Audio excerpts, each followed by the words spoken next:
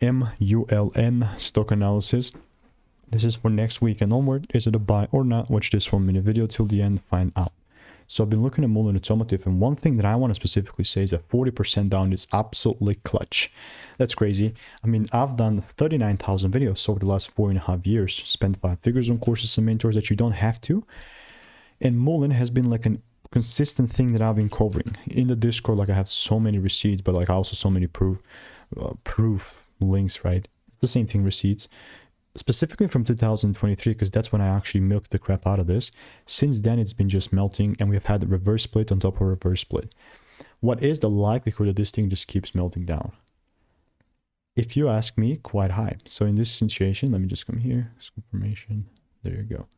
Only if I see a full candle close about 436 am I gonna really start to feel kind of jaded and hyper aroused. But right now, man, I'm not willing to touch it because there's far better options for in my eyes. But if you want to make more money trading in a simple very lean way, click the first link in the description. It's free newsletter. It's free.